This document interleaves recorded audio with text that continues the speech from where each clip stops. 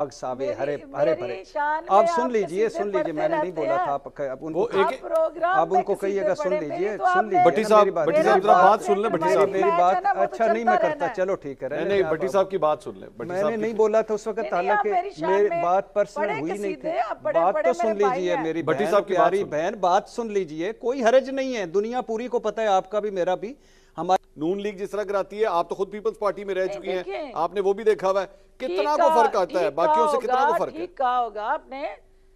देखिए, आप इस चीज को अंडरस्टैंड करें कि आप एक चीज गलत हुई, जैसे भी पीपल्स पार्टी ने की है, ये नून ने की है, क्या पीटीआई के अंदर से किसी माई के लाल ने उनको चैलेंज किया? क्या वो गया इलेक्शन कमीशन की ये जमातें जो इलेक्शन करा के कागजात लेके आई हैं, या ये इलेक्शन कमीशन के पास जो डेटाबेस जमा करा रही हैं ये फेक है, फर्स्ट है, 2 नंबर है, या ये इलेक्शन कमीशन या उनके अपनी पार्टी के कायदो ज़वाबित के खिलाफ है? को गया? जब कोई नहीं गया तो इलेक्शन कमीशन ने जो कोई उनके पास आता है रिलीफ देने, उसको रिलीफ देना होता है। अगर अकबर एस बाबर वहां पहुंचा है तो वो उसकी पिटिशंस जो है वो इसलिए एंटरटेन हुई।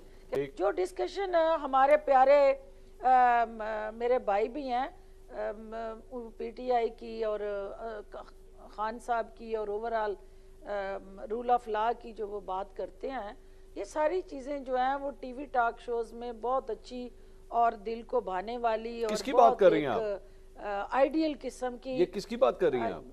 आपके साथ बैठे हुए हैं। मेरे साथ पीटीआई के रहनुमा नहीं है, मेरे साथ इरशाद भट्टी साहब बैठे हुए हैं।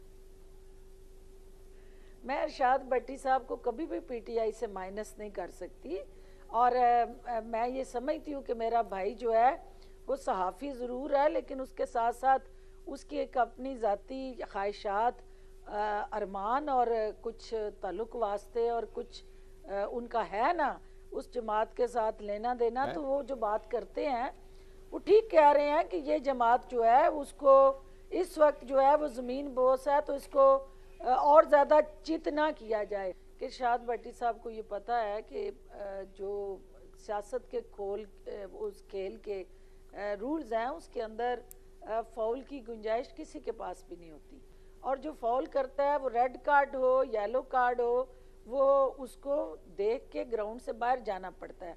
अब इमरान खान साहब का या पीटीआई का जो फाउल है वो रेड कार्ड के साथ ग्राउंड से बाहर है, तो उन्हें वेट करना चाहिए। और ये नहीं होता कि अंपायर जो है ये उसके ऊपर मुनहसर होता है, रेफरी के ऊपर है कि वो 1 मैच के लिए बैन करे, वो 2 मैच के लिए बैन करे, कितनी सजा देता है उस रेड कार्ड की बेस पे। जी भट्टी साहब, जब वो उसको दोबारा से ग्रीन कार्ड देता है तो फिर वो ग्राउंड में आके खेलता है। वैसे मैं वैसी एक करेक्शन सिर्फ यहाँ पे कर दूं कि रेफरी अगर किसी को रेड कार्ड दिखा दे फिर वो ग्राउंड में वापस नहीं आ सकता। येलो कार्ड दिखाने के ऊपर वार्निंग होती है, रेड कार्ड दिखा के ग्राउंड से बाहर आता है फिर वापस नहीं आ सकता। पाबंदी होती है ना। जी पाबंदी होती है। अफसोस होता है कि 90% उम्र हमने इस चक्कर में ज़ाया कर दी कि लोग क्या कहेंगे। आई डोंट केयर कौन क्या सोचता है। मैं जब तक हूँ, हाँ एक है कि मैं अल्लाह को जवाब दूँ, अपने ज़मीर को जवाब दूँ। उसमें अगर इमरान खान फिट होता है, I love to talk to him, मैं उसके साथ खड़ा हूँगा। इमरान खान जैसा कोई बंदा और आएगा तब्दीली के नारे मारेगा, मैं उसके साथ खड़ा हूँगा। मैं इस मुल्क में तब्दीली चाहता हूँ। अच्छा। फिरदौस आशिक अवान साहबा की खुश नसीबी है जो मेरी बदनसीबी है कि मैं एट ए टाइम पहले परवेज़ मुशर्रफ साहब का तर्जमान, एशिया का सबसे बड़ा लीडर, फिर चौधरी शुजात के बाग सावे हरे भरे। आप सुन लीजिए मैंने नहीं बोला था आप उनको कहिएगा, सुन लीजिए भट्टी साहब जरा बात सुन ले। भट्टी साहब मेरी बात अच्छा नहीं मैं करता, चलो ठीक है। नहीं भट्टी साहब की बात सुन ले। मैंने नहीं बोला था उस वक्त, हालांकि मेरी बात पर्सनल हुई नहीं थी। बात तो सुन लीजिए मेरी भट्टी साहब की प्यारी बहन, बात सुन लीजिए। कोई हरज नहीं है, दुनिया पूरी को पता है, आपका भी मेरा भी। हमारी कोई वैल्यू नहीं है इन लफ्जों की। बात सुन लीजिए। परवेज मुशर्रफ जिंदाबाद, चौधरी शुजात जिंदाबाद, जरदारी साहब, बिलावल भुट्टो एशिया के सबसे बड़े लीडर जिंदाबाद, इमरान खान मुस्लिम उम्मा का सबसे बड़ा लीडर, बाकी सारे जोकर्स। मैं कह रहा हूँ जी, कमेंट तो आपने किया ना, मैंने तो नहीं किया। लेकिन अगर आप यार ये क्या, मैं बंद कर दूं यार, ये क्या गुफ्तगू, मैं इसीलिए कह रहा हूँ इसको, इसलिए मैं इस पे यार ये गुफ्तगू करने के मैंने देखे एलिगेशन कौन सी थी ڈاکٹر صاحبہ آگے ڈاکٹر صاحبہ یہ پرسنل گفتگو ہو جائے گی. اگر کہتے ہیں تو وہ ساری میرے پاس ہے شیٹ. جی لے آئیں. یہ کیا یہ چھوڑے ڈاکٹر صاحبہ آگے چلتے ہیں. ڈاکٹر صاحبہ میں بھی تو یہی کہہ رہا ہوں, اب یہ پرسنل گفتگو نہیں کرنی چاہیے, آگے چلتے ہیں. آپ نے چونکہ پروگرام کے کانٹینٹ پہ بات کریں نا. مجھے لگ رہا ہے گو کہ اس میں بہت ساری ہم بات کر سکتے ہیں, جیسے کہ صرف تحریک انصاف ہی کیوں, اور کیا کسی پارٹی میں الیکشن ہوئے ہیں, ساروں میں سلیکشن ہوئی ہے, پاکستان مسلم لیگ نون ہو, پیپلز پارٹی ہو, مولانا صاحب ہوں, اسی طرح تحریک انصاف ہو. کیا تحریک انصاف اس وقت الیکشن کے قابل تھی؟ بالکل بھی نہیں تھی. کیا تحریک انصاف میں کبھی الیکشن ہوئے؟ تحریک انصاف واحد جماعت ہے جس نے الیکشن کروانے کی کوشش کی لیکن ہوئے نہیں, ہر مرتبہ متنازع ہو گئے. تو اب بلّہ ظاہر ہے ایک اکبر ایس بابر صاحب سے بہت سارے اختلافات کیے جا سکتے ہیں, بہت سارے اس پہ بات بھی ہو چکی ہے کہ اللہ بس دعا کرنی چاہیے کہ دشمن ظرف والا دے, کہ جب بندہ کرائسس میں ہو, گرا پڑا ہو, اس وقت کوئی حملہ آور ہو تو وہ ایک ہوتی ہے بات. لیکن 70 دن محفوظ رکھا تھا. بٹی صاحب every is fair in love and war, politics کے اندر نہیں میرا شاید وہ آپ ٹھیک کہہ رہے ہوں گے, میں اپنے طور پہ اپنی رائے دینا چاہوں گا. میں سیاست میں ہوتا تو شاید نہ کرتا. آپ اسی لیے سیاست میں نہیں ہیں, صحافت میں. ہاں تو مجھے بڑا کوئی بھی کرائسس میں ہو تو عجیب سا لگتا ہے کہ اس پہ حملہ آور ہو جانا. اور جو کچھ وہ ان کے بیانات ہیں کہ پارٹی کے میں تحریک انصاف کو صحیح کرنا چاہتا ہوں, میں اصل پہ لانا چاہتا ہوں, میں اس کو پاک کرنا چاہتا ہوں, میں ٹریک پہ چڑھانا چاہتا ہوں, میں جمہوری بنانا چاہتا ہوں. مجھے لگتا ہے کہ ایدھی صاحب دوبارہ سے آ گئے ہیں, یا کوئی موزے تنگ صاحب, یا کوئی بڑے جمہوری آدمی نیلسن منڈیلا صاحب دوبارہ سے آ گئے ہیں, اور ان کا فوکس تحریک انصاف ہی ہے.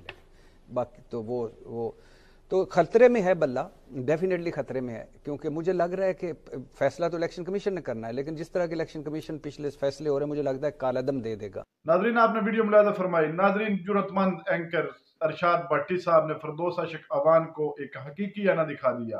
کیا بات کی ہے ارشاد احمد بھٹی صاحب نے کہ اللہ تعالیٰ کسی کو دشمن بھی دے تو ظرف والا آپ جیسا وقت کا پجاری کسی کو نہ دے. ناظرین جی آج عمران خان کو قید کر کے بڑی باہر بڑھ کے مار رہے ہیں, باتیں کرتے ہیں, اور اس طرح کی بد زیب اور بد کردار ہوتے ہیں. فردوس عاشق عوان جو کہ استحکام پاکستان کے نہیں بلکہ ساری پارٹیوں میں لوٹی کے طور پر رہ چکی ہے, پیپلز پارٹی کا یہ حصہ رہ ہی ہے, اور آج کل یہ انٹرا پارٹی کے الیکشن کو لے کر جتنی باتیں کر رہے ہیں, یہ ایک بامانی باتیں صرف یہ کر رہے ہیں. اس کا کیا حقیقت سے تعلق؟ حضرین عمران خان صاحب کو انہوں نے قید بھی کیا ہوا, لیکن ان کے اندر ایک خوف سا طاری ہے, اور اس خوف کی وجہ سے یہ آئے روز نئی باتیں, نئی بات زبانیاں استعمال کرتے ہیں. ناظرین فردوس عاشق عوان جس کو ہر انسان جانتا ہے کہ یہ کتنی پارٹیاں تبدیل کر چکی ہے اور اس استحکام پاکستان میں اب ٹھہری ہے, اور اس پارٹی میں اس کو صرف اسی لیے رکھا گیا ہے کہ تم نے پروگرام میں جا کر تم تھے اور الزام بازیاں کرنی ہے, اور عمران خان کو کسی طرح آپ نے نیچا دکھانا ہے تاکہ ہماری مقبولیت بن سکے.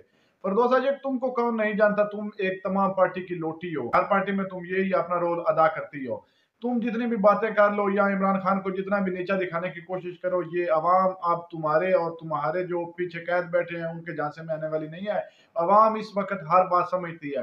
ارشاد بھٹی صاحب میں آپ کی جرأت کو سلام پیش کرتا ہوں جو اس طرح کی بازوبان عورتوں کو لگام ڈالتے ہو اور ان کو حقیقی آئینہ دکھاتے ہو. ناظرین اس ویڈیو کے بارے میں آپ کی کیا رائے ہے؟ کمنٹ سیکشن میں اپنی قیمتی رائے دیجیے, اور اگلی ویڈیو تک اپنے میزبان کو دیجیے اجازت. اللہ حافظ.